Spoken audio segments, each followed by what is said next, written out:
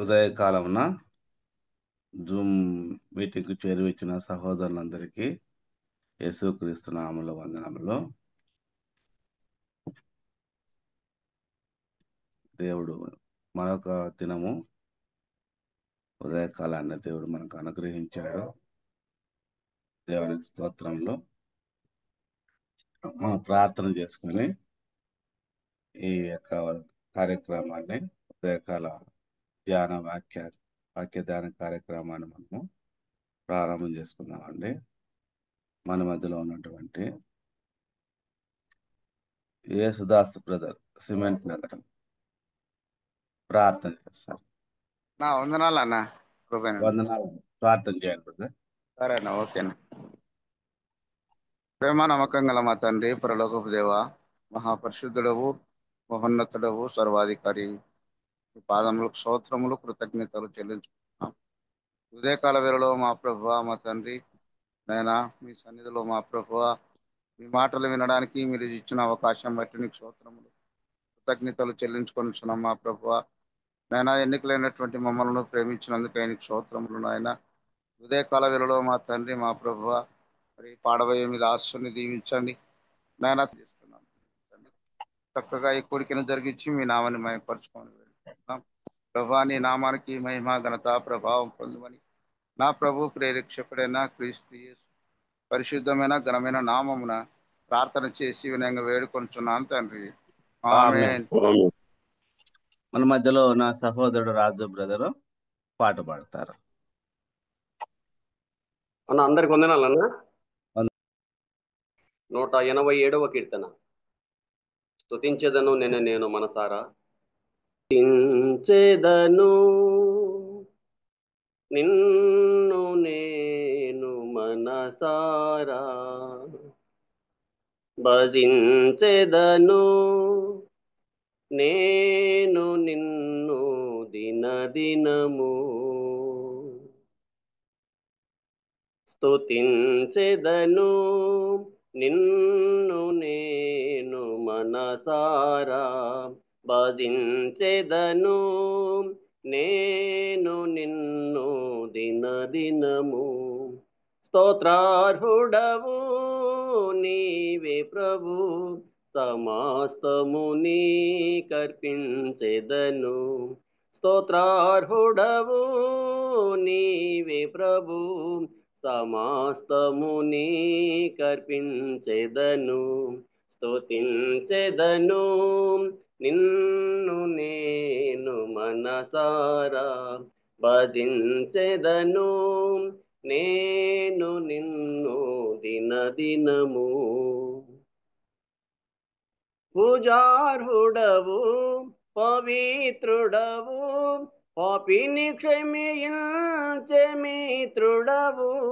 పూజార్హుడవు పవిత్రుడవు, పాపిని క్షమించే మిత్రుడవు.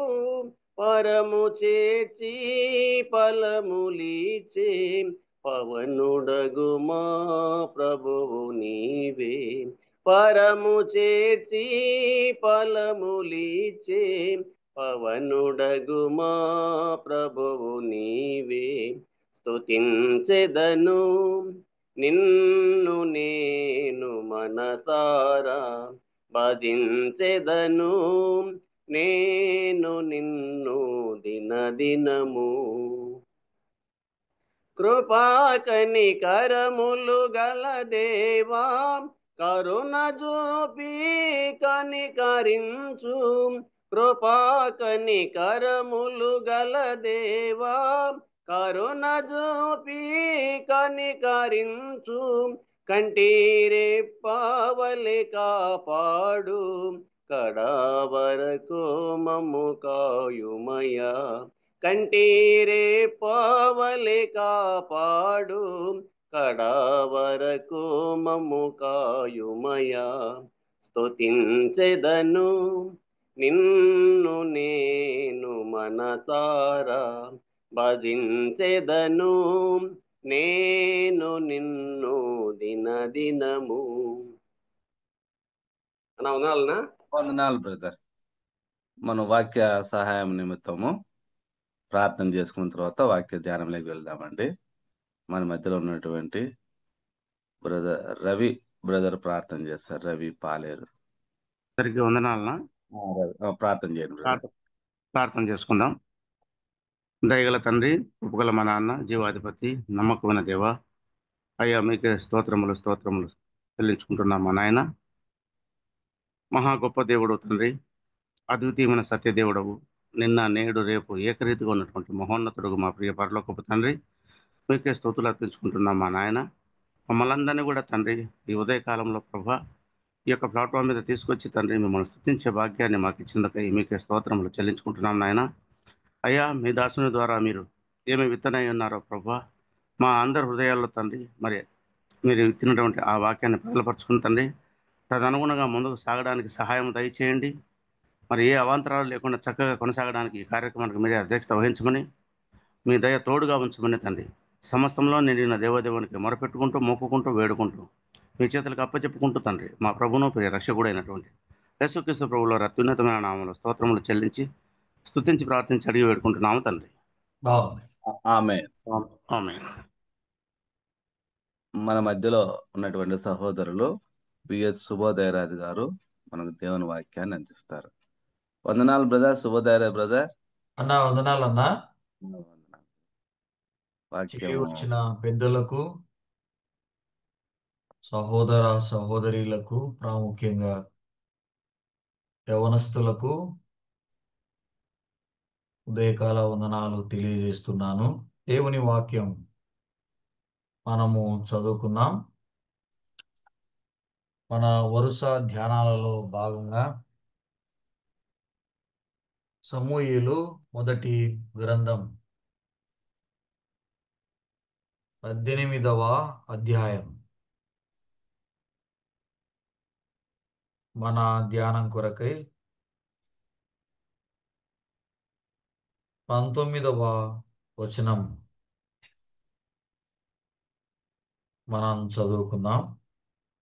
18, 17 మరియు 19 అక్కడక్కడ మరికొన్ని వచనాలు మన ధ్యానం నిమిత్తమై మనము చదువుకుందాం. సమూయేలు మొదటి గ్రంథం 18వ అధ్యాయం 17. సౌలు, నా చెయ్యి వాని మీద పడకూడదు, ఫిలిష్తీయుల చెయ్యి వాని మీద పడునుగాక అనుకొని, దావీదు, నా పెద్ద కుమార్తె అయిన మేరబును నీకిత్తును. నీవు నా పట్ల యుద్ధశాలివై ఉండి యెహోవా యుద్ధములను జరిగింపవలెను. అందుకు దావీదు, రాజునకు అల్లుడనగుటకు నేనెంతటి వాడను, నా స్థితి అయినను ఇశ్రాయేలులో నా తండ్రి కుటుంబమైనను ఏ పాటివని సౌలుతో అనెను. అయితే సౌలు కుమార్తె అయిన మేరబును దావీదునకు ఇయ్యవలసి ఉండగా సౌలు ఆమెను మెహోలతీయుడైన అద్రియేలుకిచ్చి పెండ్లి చేసెను. అయితే తన కుమార్తె అయిన మీకాలు దావీదు మీద ప్రేమ కలిగి ఉండగా సౌలు విని సంతోషించి ఆమె అతనికి ఉరిగా నున్నట్లును ఫిలిష్తీయుల చెయ్యి అతని మీద నుండునట్లును నేను ఆమెను అతనికి ఇత్తుననుకుని, ఇప్పుడు నీవు మరి ఒక దాని చేత నాకు అల్లుడవగుదునని దావీదుతో చెప్పి తన సేవకులను పిలిపించి, మీరు దావీదుతో రహస్యముగా మాట్లాడి, రాజు నీ యందు ఇష్టము కలిగి ఉన్నాడు, అతని సేవకులందరూ నీ ఎడల స్నేహముగానున్నారు, కాబట్టి నీవు రాజునకు అల్లుడవు కావలెనని చెప్పవలెనని ఆజ్ఞ ఇచ్చాను. సౌలు సేవకులు ఈ మాటలను బట్టి దావీదుతో సంభాషింపగా దావీదు, నేను దరిద్రుడనై ఎన్నిక లేని వాడనై ఉండగా రాజునకు అల్లుడనగుట స్వల్ప విషయమని మీకు తోచునా? అని వారితో అనగా, సౌలు సేవకులు దావీదు పలికిన మాటలు అతనికి తెలియజేశారు. అందుకు సౌలు ఫిలిష్తీయుల చేత దావీదును పడగొట్టవలెనన్న తాత్పర్యము గలవాడై, రాజు ఓలిని కొరక రాజు శత్రువుల మీద పగ తీర్చుకొనవలెనని ఫిలిష్తీయుల నూరు మందోళ్ళు కోరుచున్నాడని దావీదుతో చెప్పుడనెను. సౌలు సేవకులు ఆ మాటలు దావీదునకు తెలియజేయగా, తాను రాజునకు అల్లుడు కావాలనన్న కోరిక గలవాడై. 29వ వచనం. దావీదునకు మరి ఎక్కువగా భయపడి ఎల్లప్పుడూ దావీదు మీద విరోధముగా ఉండెను. ప్రియులారా, దేవుని మహాకృప వలన మరొక బైబిల్ క్లాస్కు మనము వేకువజామునే ఆయన లేఖనాలను ధ్యానం చేయడానికి ప్రభు ఇచ్చిన ఈ గొప్ప సమయ సందర్భాల కొరకై ప్రభువుకు కృతజ్ఞతాస్తుతులు తెలియజేస్తున్నాను. జూమ్ యొక్క ఉద్దేశం, చైనా వారు కనిపెట్టడానికి గల ఉద్దేశం ముఖాముఖిగా మాట్లాడుకోవడానికే, కెమెరాలు ఆన్ చేసుకొని మాట్లాడడానికే. ఆ ఉద్దేశంతో చైనా వారు దీన్ని కనిపెట్టారు. గనుక సాధ్యమైన వారందరూ ఆ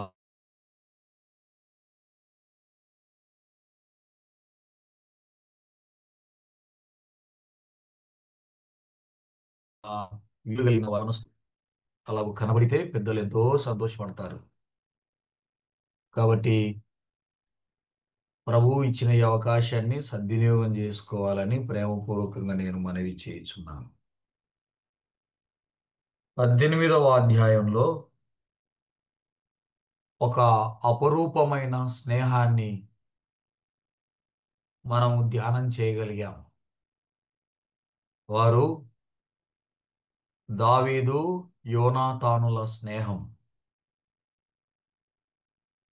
ఈ 18వ అధ్యాయంలో మరొక భయంకరమైన విషయం, విషపు చూపు. మరి భయంకరమైన విషయం ఏంటంటే, మాట తప్పుతున్న సౌలు. మేరబును నీకిస్తానని రాజు స్థానములో ఉండి మాట పలికాడు. 18వ వచనంలో, 19వ వచనంలో ఆ మాట తప్పిన సౌలు రాజు కుమార్తెను చేసుకునే అవకాశం వచ్చిందని దావీదు, ఇక మన రాయలసీమల భాషలో చెప్పాలంటే, సంకలు గుద్దుకోలేదు. నేనే పాటి వాడను అని తగ్గించుకున్నాడు.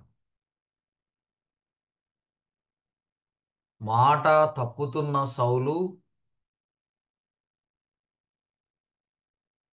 అవకాశం వచ్చింది కదా అని సంతోషపడి విర్రవీగుతున్న దావీదు కాదు. ఎంత గొప్ప అవకాశాలు వచ్చినా తన స్థితిని జ్ఞాపకం చేసుకుంటున్న దావీదు, తగ్గించుకొని జ్ఞాపకం చేసుకుంటున్న దావీదు. రెండవ అమ్మాయిని కూడా ఇస్తాను, పెద్ద అమ్మాయిని ఇవ్వలేకపోయాను. రెండవ అమ్మాయి మీకాలు తన మీద ప్రేమగా ఉండుట చూచి రాయబారం పంపించాడు. అప్పుడు కూడా తగ్గించుకున్నాడు. ఎప్పుడైతే ఫిలిష్తీయుల ముందోలను తీసుకొని రమ్మన్నాడు, అప్పుడు లేచి యుద్ధానికి వెళ్ళాడు. వాస్తవానికి సౌలు ఉద్దేశం ఏంటంటే, మీకాలును తనకిచ్చి పెళ్లి చేస్తే ఉరిగా ఉంటుంది, ఫిలిష్తీయుల ముందోలను తీసుకురావడాన్ని చెప్పడంలో గల ఉద్దేశం పగతో చెప్పాడు, ద్వేషముతో చెప్పాడు, విషపు చూపుతో చెప్పాడు. మరింత తేటగా 25వ వచనంలో దావీదును పడగొట్టవలనన్న తాత్పర్యము అని రాయబడింది. పడగొట్టడం, నిలబెట్టడం కాదు. ఎప్పుడెప్పుడు పడగొట్టాలనా, ఎప్పుడెప్పుడు పడగొట్టాలనా, ఎప్పుడెప్పుడు తొక్కేయాలనా, ఎప్పుడెప్పుడు తరిమేయాలనా, ఎప్పుడెప్పుడు చంపేయాలనా, ఎప్పుడెప్పుడా అని నోరు తెరుచుకొని మార్లా నోరు తెరుచుకొని కూర్చున్నాడు సౌలు. ఎప్పుడెప్పుడు శత్రువులను చంపేయాలనా, ఎప్పుడెప్పుడు దేవుని ప్రజలను కాపాడాలనా, ఎప్పుడెప్పుడు దేవుని ప్రజల పక్షాన నేను నిలబడాలా, ఎప్పుడెప్పుడు దేవుని ప్రజలు సంతోషంగా ఉంచాలని దావీదు ఆలోచన. ఎప్పుడెప్పుడు ఈ యథార్థవంతుణ్ణి చంపేయాలనా, ఎప్పుడెప్పుడు ఈ యథార్థవంతుణ్ణి పడగొట్టాలనా, ఎప్పుడెప్పుడు నాకంటే యోగ్యుడైన ఈ దావీదు పేరు ప్రబలిపోతుంది, ఎప్పుడెప్పుడు ఇతన్ని నా చేతులకు మట్టి అంటకుండా చంపేయాలి, నా చేతులకు ఏ మట్టి అంటకూడదు, అయినా దావీదు చనిపోవాలి. శత్రువుల చేతిలో చనిపోతే ఏ అనుమానం రాదు. శత్రువుల దగ్గరికి పంపించేస్తే ఏ అనుమానం రాదు. దావీదును పడగొట్టవలనన్న ఆలోచన సౌలు దావీదును సింహాసనం మీద కూర్చోబెట్టాలని దేవుని ఆలోచన. భూలోకంలో మనుషుల ఆలోచన పడగొట్టవలెనని, పరలోకంలో తనకిష్టులైన మనుషులను భూలోకంలో సింహాసనం మీద కూర్చోబెట్టాలని దేవుని ఆలోచన. యవనస్తులారా, దేవునికి ఇష్టలుగా ఉంటే భూలోకములో ఈ కష్టాలు తప్పవు. దేవునికి దగ్గరగా ఉంటే భూలోకములో ఈ కష్టాలు తప్పవు. స్వల్ప విషయం అనుకున్నాడు, యుద్ధానికి వెళ్ళాడు, గెలిచాడు, తీసుకొని వచ్చాడు. 27వ వచనంలో మీకాలును దావీదుకిచ్చి పెండ్లి చేసెను. దావీదు భార్య మీకాలు. ఇప్పుడు సౌలు పనివాళ్లలో ఒక పనివాడు కాదు, సౌలు ఇంటికి అల్లుడు దావీదు. కొమ్ముతో తైలము తీసుకుని అభిషేకము చేసిన నాట నుండి ఈ 18వ అధ్యాయం వరకు దావీదు ఎక్కుచున్న మెట్లు అని రాసుకుంటే కూడా చాలా బాగుంటుంది. సింహాసనము చేరుకోవడానికి దేవుడు దావీదును తీసుకొని వస్తున్న విధానం, అందులో మరొక మెట్టు అల్లుడు. దురాత్మ వచ్చినప్పుడు నెమ్మది కొరకు వాయిద్యాలు వాయించడానికి పిలువబడిన దావీదు చిన్న ఉద్యోగం చేయడానికి గొర్రెలు కాసుకుంటున్న దావీదును అంతఃపురానికి పిలిపించారు. ఇప్పుడు అదే అంతఃపురములో అల్లుడు. కీర్తనల గ్రంథం 37వ కీర్తన 12వ చరణాన్ని మనం చదువుకుందాం. 37వ కీర్తన 12, 13, 14 చరణాలు. 37వ కీర్తన 12, 13, 14 చరణాలు. భక్తిహీనులు నీతిమంతుల మీద దురాలోచన చేయుదురు, వారిని చూచి పండ్లు కొరుకుదురు. వారి కాలము వచ్చుచుండుట ప్రభువు చూచుచున్నాడు, వారిని చూచి ఆయన నవ్వుచున్నాడు. దీనులను దరిద్రులను పడద్రోయుటకై యథార్థముగా ప్రవర్తించు వారిని చంపుటకై భక్తిహీనులు కత్తి దూసి ఉన్నారు, విల్లెక్కుపెట్టి ఉన్నారు. దావీదు అనుభవాలు. భక్తిహీనులు, భక్తిపరుడు పాట పాడుతూ ఉండగా చూసి సంతోషిస్తూ ఉంటాడు పైకి, కానీ లోపల తన హృదయంలో ఉన్న ఆలోచన ఏంటంటే వీడిని ఎలాగు పడగొట్టాలి. భక్తిహీనుడు భక్తిపరులు వాక్యం ప్రకారము జీవిస్తూ ఉండగా చూసి సంతోషిస్తున్నట్టుగానే ఉంటారు కానీ అవకాశం వస్తే ఇతనిని భ్రష్టు పట్టించాలని కాసుకొని కూర్చుంటారు. దురాలోచన, మంచి ఆలోచన కాదు సౌలుది. పడగొట్టాలి, చంపేయాలి, నా చేతులకు ఏ మట్టి అంటకుండా చంపేయాలి, శత్రువుల దగ్గరికి పంపించాలి, దావీదును శత్రువుల చేత చంపించాలి. ఫిలిస్తీన్ల 100 మందోళ్ళను ఎలాగూ తీసుకొని రాలేడు, అక్కడే చనిపోతాడు. నా కుమార్తెనిచ్చి పెళ్లి చేయాల్సిన అవసరం కూడా లేదు. మేరమునిస్తానన్నాడు, మాట తప్పాడు. ఇప్పుడు మీకాలను ఇస్తానన్నాడు, అది కూడా ఇష్టపూర్వకంగా కాదు.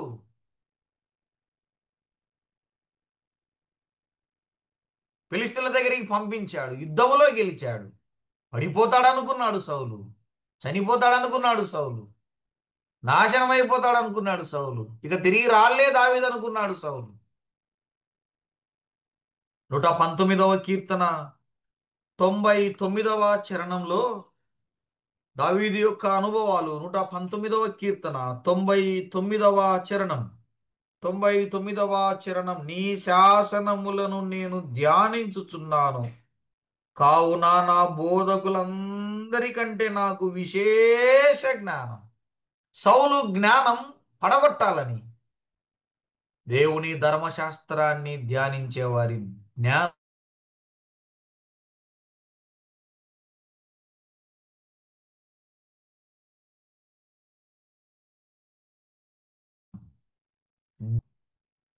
దావీదుకు దేవుని శాసనాలంటే ఎంత మక్కువనో, అసలు టోటల్గా దావీదుకు దేవుడంటే ఎంత ప్రేమనో. నేను ధ్యానించుచున్నాను గనక నా బోధకులందరికంటే ఎక్కువ జ్ఞానం అన్నాడు. సౌలు కంటే ఎక్కువ జ్ఞానం కలిగిన వాడు దావీదు. దావీదు పేదవాడే, ఎన్నికలేని కుటుంబంలో నుంచి వచ్చిన వాడే, దాసుని కుమారుడే, గొర్రెలు కాసుకునేవాడే. అయితే దావీదులో ఉన్న లక్షణం, దేవుడు దేవుడు యెహోవా పేరట, యెహోవా నామమున నా దేవుడు నా దేవుడు నా దేవుడని బతుకుతున్నాడు. సౌలు మాత్రం పడగొట్టాలి, చంపేయాలి, తొక్కేయాలి, అవకాశము దొరికితే చంపేయాలి. తన జ్ఞానము చేత దావీదును చంపేయాలనుకున్నాడు. దావీదుకున్న జ్ఞానం మరొక చోట రాయబడింది, దేవదూతల జ్ఞానము అని రాయబడింది.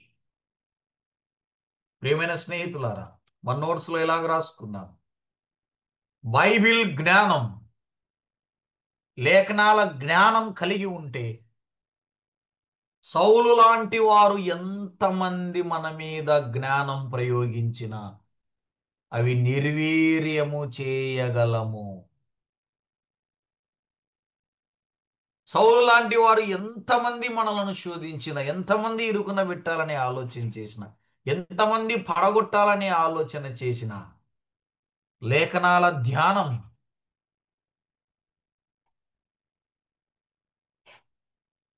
లేఖనాల ధ్యానం కలిగి ఉంటే చాలు.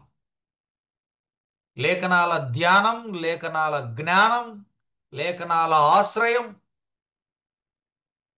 ఇవన్నీ మనం కలిగి ఉన్నట్లయితే మన మీద ప్రయోగించుచున్న శక్తులన్నిటినీ మనము నిర్వీర్యము చేయగలం. దావీదు చేసింది అదే. దావీదును ఎక్కడికి పంపించినను సుబుద్ధి కలిగి అనే మాట మనం ధ్యానం చేశాం. ఎక్కడికన్నా పంపించు దావీదు, విజయమే. అది సౌలు కూడా తెలుసు. ఎక్కడికన్నా పంపించు. కారణం ఏంటంటే యెహోవా దావీదునకు తోడై ఉండుట.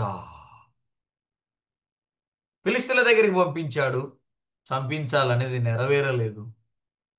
ఇక 19వ అధ్యాయం 1వ వచనంలో నేరుగా సౌలే దావీదును చంపాలని పూనుకుంటున్నాడు.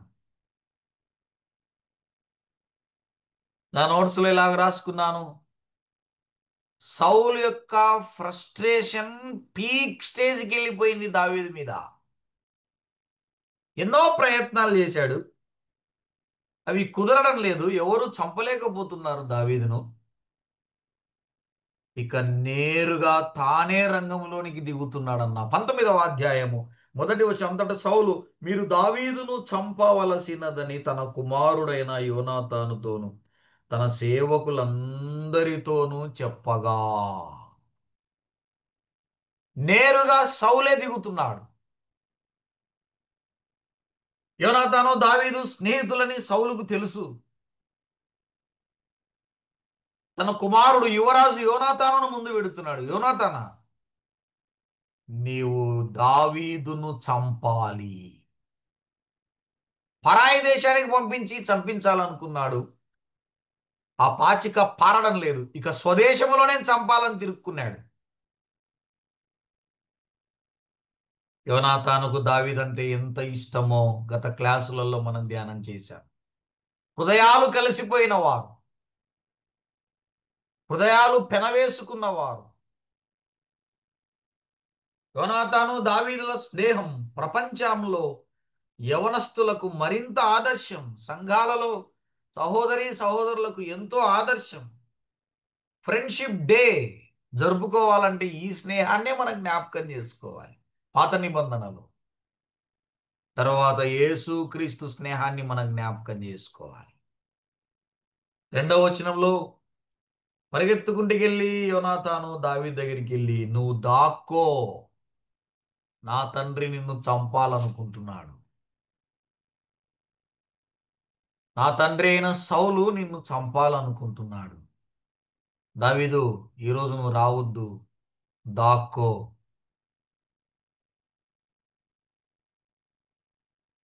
4-5 వచనాలలో సౌలుతో యువరాజైన యోనాతాను దావీదు విషయమై దయగా మాటలాడి తన తండ్రి అయిన సౌలుతో, నా తండ్రి, దావీదు ఏం తప్పు చేసినాడు, ఎందుకు చంపాలనుకుంటున్నావు? ఇంకా ఏం మాట్లాడాడో తెలియదు కానీ చిట్ట చివరకు సౌలుతో ఒక ప్రామిస్ చేపించుకున్నాడు, దావీదును చంపను, దావీదును నేను చంపను, మరణశిక్ష విధింపను అని సౌలు యోనాతానుతో ప్రమాణం చేశాడు.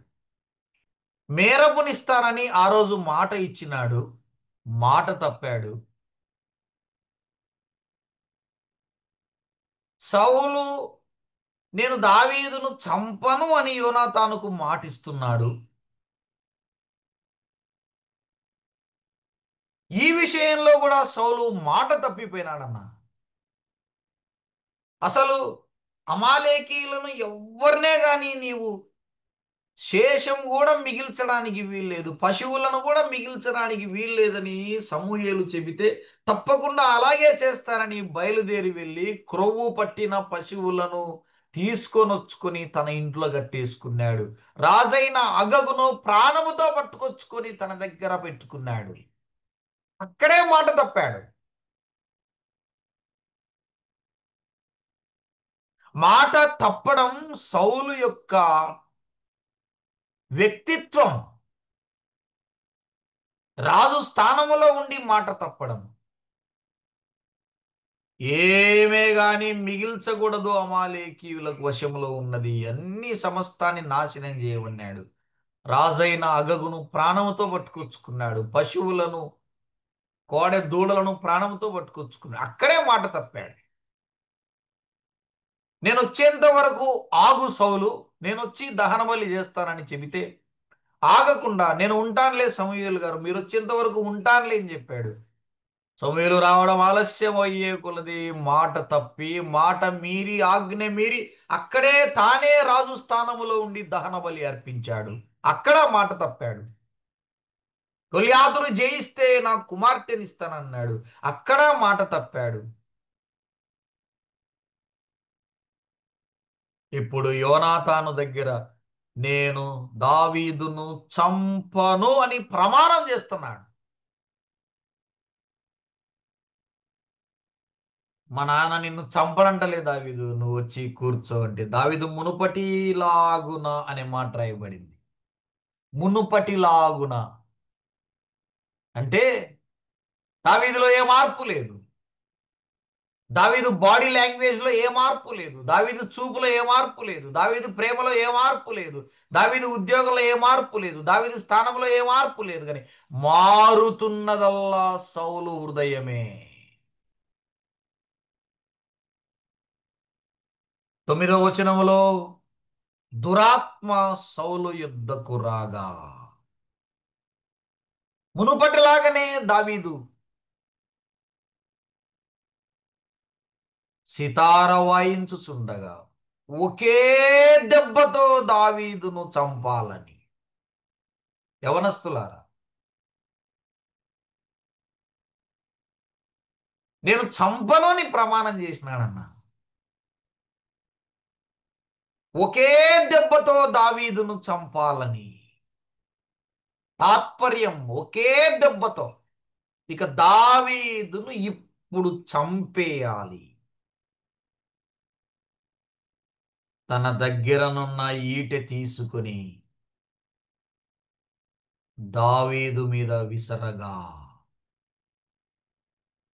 ఒక్క దెబ్బతో దావీదును గోడకు పొడిచి చంపేయాలని.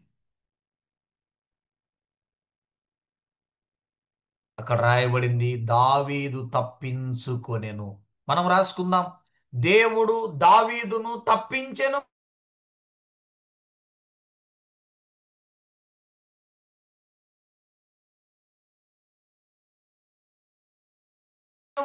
నామము ఎరిగిన వాడు గనుక, నా హృదయానుసారమైన వాడు గనుక. తప్పించేవాడు దేవుడు, పడగొట్టేవాడు మానవుడు. తప్పించేవాడు ఆత్మీయుడు, పడగొట్టేవాడు పగవాడు.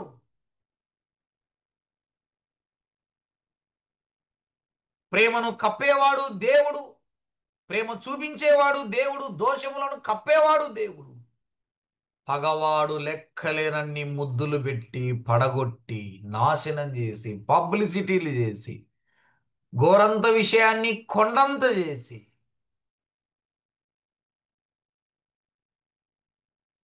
దావీదు హృదయంలో సౌలు మీద ఏ ద్వేషము లేదు. విషపు చూపుతో మొదలైన సౌలు ద్వేషం హత్యకు దారి తీసిందన్న. పరిగెత్తుకుంటూ వెళ్ళాడు దావీదు. మీకాలు ఇంటిలో సేద తీరుతూ ఉండగా ఇక్కడ తప్పించుకున్నాడు దావీదు. పట్టుకరాండ్రా దావీదును. తన భార్య అయిన మీకాలు కిటికీ గుండా దావీదును తప్పించెను. సమూయేలు మొదటి గ్రంథమంతా మనం చదివితే దావీదును చంపాలనుకున్న వారి కంటే దావీదును తప్పించే వారే మనకు శ్రేష్టంగా కనపడతారు. దావీదుకు అన్యాయము చేసిన వారు ఉన్నారు, దావీదుకు సహాయము చేసిన వారు కూడా ఉన్నారు. అంది వచ్చిన ప్రతి ఒక్క సహాయాన్ని అందిపుచ్చుకున్నాడు దావీదు. తన జీవితములో తప్పించుకుని పారిపోయెను. పారిపోయెను.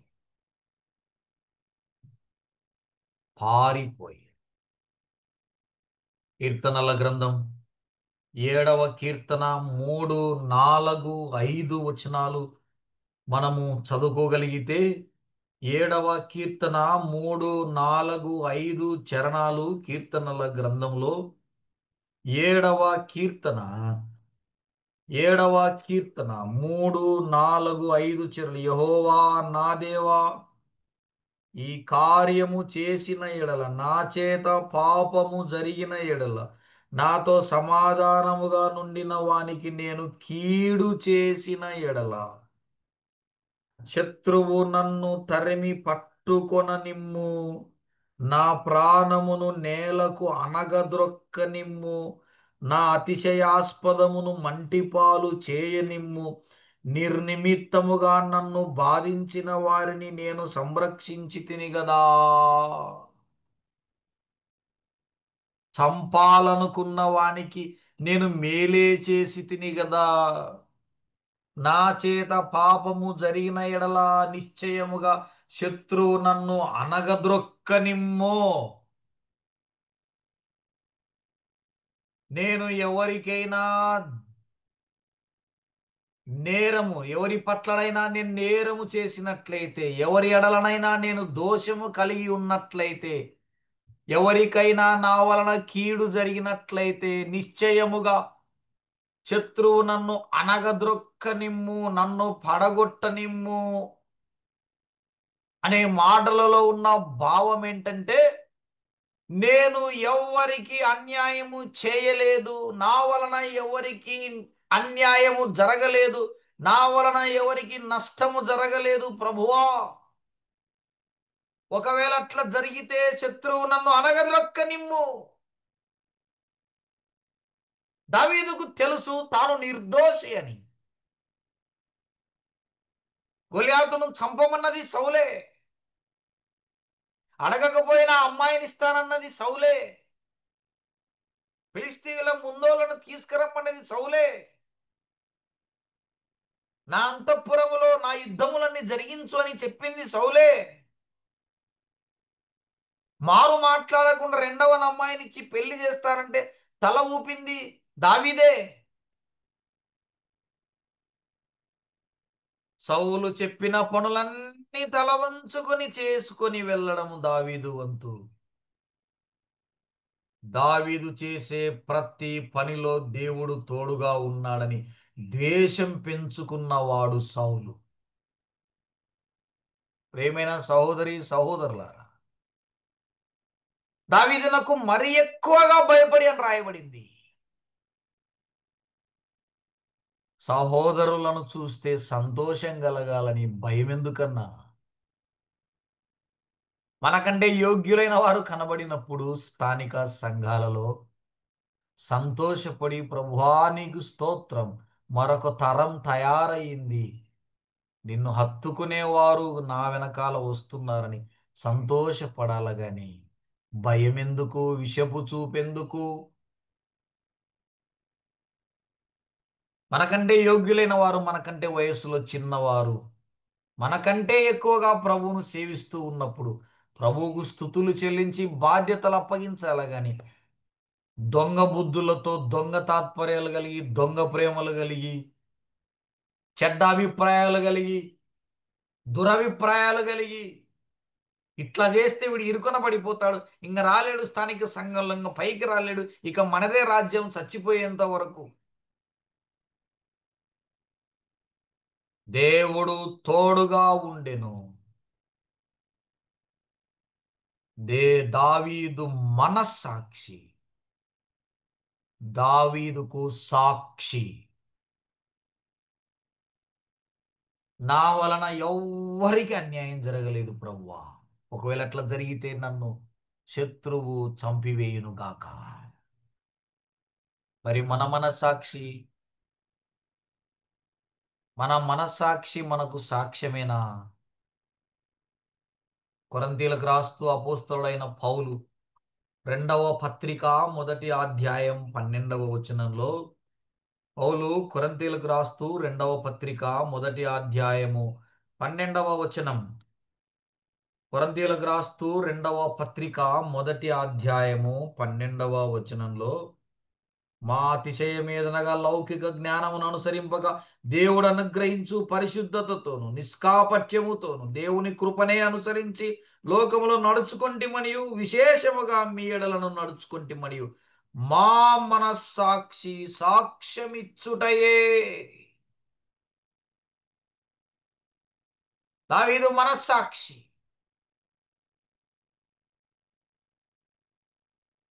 దాక్కో దావీదు అని తాను దాచిపెట్టాడు. నా తండ్రి చంపడలే, తిరిగి వచ్చేయంటే వచ్చినాడు మునుపటిలాగనే. వీట విసిరి ఒక్క దెబ్బతో చంపేయాలనుకున్నాడు. ఈ రోజుతో దావీదు పని అయిపోయిందిరా అనుకున్నాడు. దావీదు స్కిల్స్, దావీదు చురుకుదనం. ప్రమాదం పొంచి ఉందని దావీదుకు తెలుసు. ఎంత వేగంగా తప్పించుకుని రాజు అంతఃపురములో నుండి రాజు ఈట విసిరితే తప్పించుకున్నాడన్నా.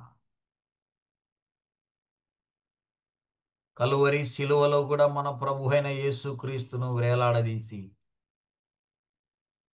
ఒకడు పరిగెత్తుకొట్టుంచి బల్లెము తీసుకుని పొడవగా రక్తమును నీరును కారెను. యేసుక్రీస్తు తప్పించుకోలేదన్నా, తప్పించుకోలేదు. భవిష్యత్తులో ఇశ్రాయేలుకు రాజు కావాలని దావీదు తప్పించుకున్నాడు. భవిష్యత్తులో ఇశ్రాయేలీలను కాపాడాలని దావీదు బల్లెపు పోటు నుండి, ఈటె పోటు నుండి తప్పించుకుని పారిపోయినాడు. ఇశ్రాయేలు 12 గోత్రాలకు నీవు రాజు అవుతావని సమూయేలు కొమ్ములో ఉన్న తైలము తీసుకుని అభిషేకం చేసిన నాట నుండి ఏ రోజుకైనా రాజు అవుతాడు దావీదని యోనాతాను చెప్పిన నాట నుండి సౌలు 1000 కొలది, దావీదు 10,000 కొలదని ప్రజలు పొగిడిన నాట నుండి ఇశ్రాయేలును రక్షించాలి, గొల్యాతు నుండి రక్షించిన ఈ దావీదు భవిష్యత్తులో ఫిలిష్తీయుల నుండి, భవిష్యత్తులో శత్రువుల నుండి కాపాడాలనుకుని దావీదు తప్పించుకొని పారిపోయినాడు. అపవాది నుండి నిన్ను నన్ను రక్షించడానికి, గర్జించు సింహము నుండి నిన్ను నన్ను రక్షించడానికి, నిత్య నాశనం, నిత్య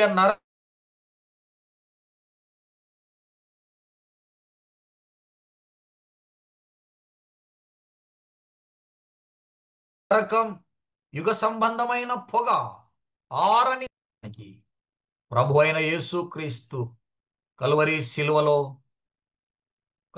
శిలువలో నుండి ఆయన తప్పించుకుని పారిపోయిన వాడు కాదు. ఇశ్రాయేలీలకు రాజుగా చేయాలని దేవుడు దావీదును తప్పించాడు. నిన్ను నన్ను రాజులైన యాజక సమూహములో చేర్చాలని తన సొంత కుమారుడైన యేసుక్రీస్తును కలువరి శిలువ నుండి తప్పించిన వాడు కాదు. నా తండ్రి, నీకు ఇష్టమైతే ఈ గిన్నెను నా యొద్ద నుండి తీసివేయన్నాడు. దావీదు నిర్దోషి అన్న, యేసుక్రీస్తు కూడా నిర్దోషి. నేను విచారణ చేయగా ఈయనలో ఏ దోషము నాకు కనబడలేదన్నాడు. ఏ తప్పిదము నాకు కనబడలేదు. మరణ శిక్షకు తగిన నేరం ఏమీ ఇతనిలో లేదు. సౌలు చంపడానికి దావీదులో ఏ నేరము లేదు, ఏ దోషము లేదు. కేవలం అసూయ. యేసుక్రీస్తును చంపడానికి కూడా ఏ నేరము లేదు, ఏ దోషము లేదు. కేవలం అసూయ. కేవలం శాస్త్రులు పరిచయులు కేకలు వేసి మా ప్రభావం తగ్గిపోతుంది.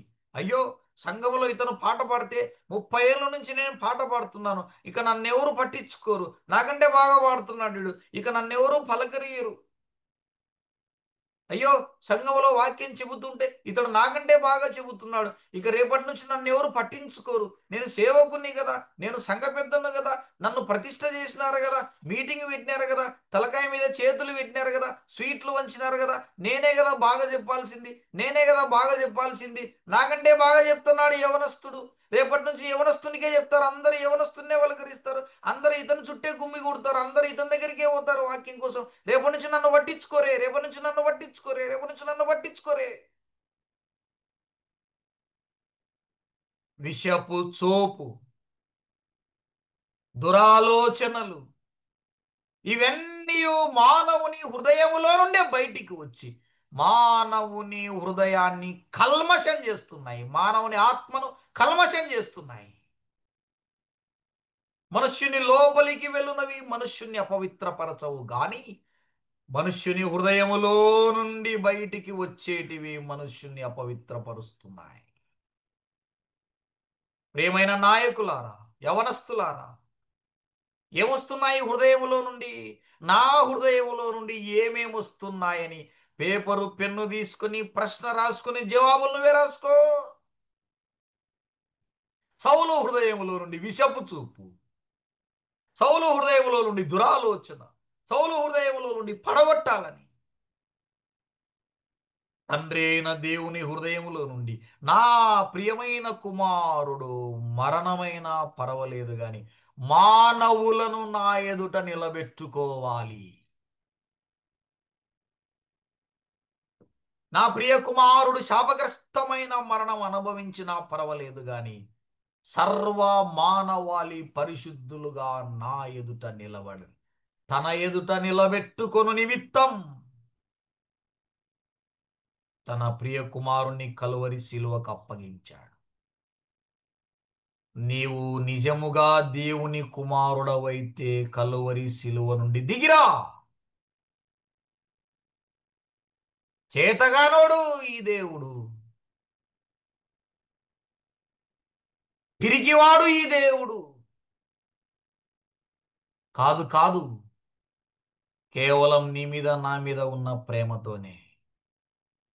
ఒకటి తక్కువ కొరడా దెబ్బలు 39, బల్లెపు పోట్లు 5 రకాల గాయాలు.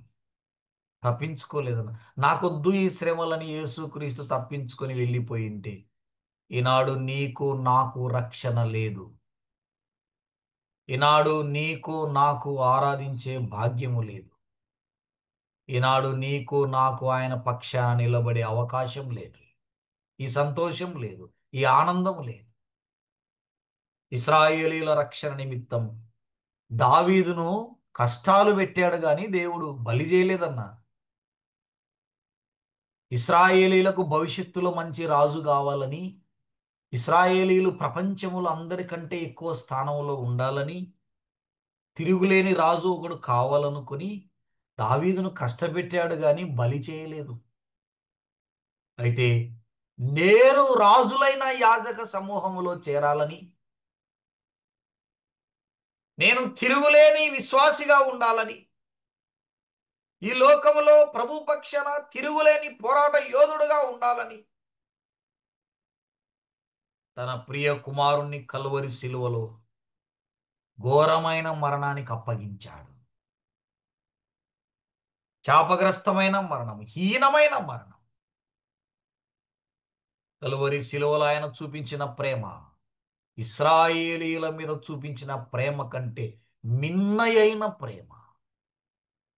ఇశ్రాయేలీయులకు చూపించిన ప్రేమ కంటే ఎక్కువైన ప్రేమ తన కుమారుని ద్వారా ఆయన మనలను ప్రేమించిన ప్రేమ. యవనస్తులారా, ఈ ప్రేమ కంటే ఇక ఏ ప్రేమ మిన్నయైనది కాదు. నాయకులారా, ఈ ప్రేమ కంటే ఇక హెచ్చైన ప్రేమ మరొకటి లేదు. నా దేవా,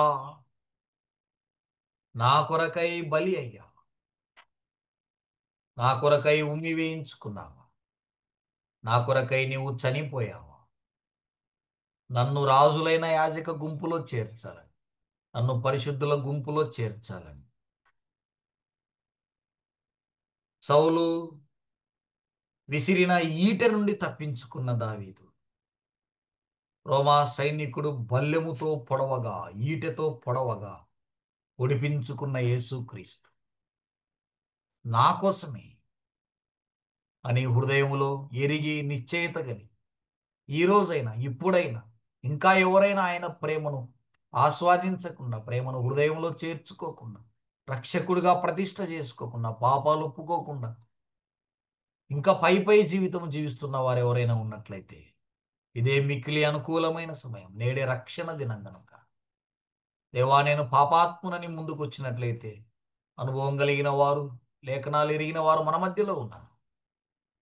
తడువు చేయొద్దు, బయటికి వెళ్తే ఏం జరుగుతుందో తెలియని దినాలలో ఉన్నాం.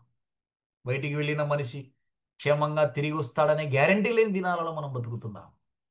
దేవా, నన్ను రక్షించు, నన్ను క్షమించు ప్రభు అని ఒక్క మాట తీర్మానం చేయగలిగితే లేఖనాలు చూపించి మరింత లోతులలోకి నేను నడిపించడానికి పెద్దలు మన మధ్యలో దేవుడు సిద్ధంగా ఉంచారు. అట్టి వారు ఎవరైనా ఉన్నట్లయితే ముందుకొచ్చి మీ పాపాలు ఒప్పుకొని ఈ రోజు నుంచి అయినా ప్రభువుకి ఇష్టలుగా, శ్రేష్ఠులుగా బ్రతకాలని మేము ఈ సువార్తను ప్రకటిస్తున్నాం. దేవుడి మాటలు మన కొరకై ఆశీర్వదించి అనుగ్రహించి ఇచ్చునుగాక. ఓవర్ టు సహోదరులు, పెద్దలు, రూబెన్ గారు వందనాలు బ్రదర్. అన్నా. ఈ ఉదయకాలమున దేవుడు బ్రదర్ సుబోధయ రాజు గారి ద్వారా చక్కని శ్రేష్టమైన వాక్య భాగాన్ని మనకు అందించాడు. సమూయేలు గ్రంథములో 18వ అధ్యాయంలో దావీదు, యోనాతాను, దావీదు, సౌలు గురించినటువంటి శ్రేష్ఠ వాక్య భాగాన్ని మనం విన్నాము. యేసు ప్రభు ఆయన యందు ఏ తప్పిదమును లేదండి, ఏ పాపము, ఏ నేరం ఎరగని వాడని. ఇక్కడ కూడా యోనాతాను దావీదు గురించి చక్కని సాక్ష్యం చెప్పాడు. ఏ తప్పిదమును చేయలేదు, పైగా మేలు చేసిన వాడు అన్నాడు. మన ప్రభువు కూడా మనకు మేలు చేశాడు, యేసుక్రీస్తు ప్రభువారు. తర్వాత బల్లెపు పోటు పొడిచి చంపాలనుకున్నాడు సౌలు దావీదును. మన ప్రభువు కూడా బల్లెపు పోటు చేత పొడిపించుకున్నాడు, మానవాళ్ళందరి కొరకు, సర్వలోక రక్షణ కొరకు, మానవులందరి రక్షణ కొరకు. కాబట్టి మనము కూడా దావీదు వలె ఈ లోకంలో మనము కూడా దావీదులాగా జీవించాలని, అంతకంతకు వర్ధిల్లాలని, ప్రబలెను అని రాయబడింది. అంతకంతకు వర్ధిల్లనని దావీదు గురించి రాయబడింది. మనమందరము కూడా దావీదు యొక్క జీవితాన్ని అనుకరించి పరలోక రాజ్యానికి వారసులుగా కావాలని మరింతగా దేవుని వాక్యం మనం హెచ్చరిస్తుంది. వందనాలు బ్రదర్, శుభోదయ బ్రదర్, చక్కని వాక్యం అందించారు. మన మధ్యలో ఉన్నటువంటి రాజు బ్రదర్, రాజు బ్రదర్ ప్రార్థన చేస్తారు. వందనాలను వందనాలు బ్రదర్, ప్రార్థన చేయండి బ్రదర్. దయగలిగిన మా తండ్రి, కృప కలిగిన మా రాజా, మీకు వందనాలు స్తోత్రాలు చెల్లిస్తా ఉన్నాం ప్రభా. ఈ ఉదయకాలం ప్రభా అనేక దినాలుగా మరి ఈ విధంగా జూమ్ ప్లాట్ఫామ్ పై ఆయన కలుసుకుంటూ నీ వాక్యం ద్వారా బలపరచబడుతూ ఆయన ఒకరి ద్వారా ఒకరు ప్రోత్సహించబడడానికి మీరు అనుగ్రహించే సమయానికై మీకు వందనాలు స్తోత్రాలు చెల్లిస్తా ఉన్నాం. ఈ ఉదయకాలము ప్రభా మీరు ప్రత్యేకించి మీరు మాట్లాడిన విధానం కొరకు మీకు వందనాలు. దావీదు జీవితంలో నుండి అనేక విషయాలు మీరు నేర్పించారు నాయన. మీ కృప ఉంచండి. మరలా ఇది ఈ విధముగా అందరము కలుసుకొని నాయన మీ సన్నిధిలో మీతో గడిపే సమయం వరకు భద్రపరచండి, క్షేమాన్ని ఇవ్వండి నాయన. వాక్యం చెప్పిన దాసులను ప్రత్యేకించి మీరు జ్ఞాపకం చేసుకోనండి. మరి పలు తావుల్లో పలు విధాలుగా మీరు బలపరిచి వాడుకోనండి ఆయన. కృప చూపించండి. నడిపించిన వారిని, పాట పాడిన సహోదరులను, ప్రార్థించిన వారిని అందరినీ జ్ఞాపకం చేసుకోనమని నేను దీవించండి, బలపరచమని, ప్రోత్సహించి నేను మీ కృపలో నా ప్రభువా నడిపించమని నా ప్రభును రక్షకుడు యేసుక్రీస్తు వరకు అడిగి వేడుకుని ప్రార్థిస్తున్నాను తండ్రి. ఆమేన్. ఈ జూమ్ కార్యక్రమానికి మన మధ్యలో సహోదరులు సుబోధరాజు గారు చక్కని వాక్యం అందించిన సుబోధ గారికి వందనాలు. మొదట పాట పాడినటువంటి రాజు బ్రదరు, తర్వాత ప్రార్థించినటువంటి రవి గారికి, చేరి వచ్చిన వారందరికీ యేసుక్రీస్తు నామములో వందనములు. మన బర్నబాస్ గారు నాకు ఈ చక్కని అవకాశం అందించారు నడిపించడానికి, ఆయనకు వందనాలు. దీన్ని ముగించే ముందు బర్నబాస్ గారికి ఈ కార్యక్రమాన్ని అప్పగిస్తున్నాను. Over to Barnabas brother.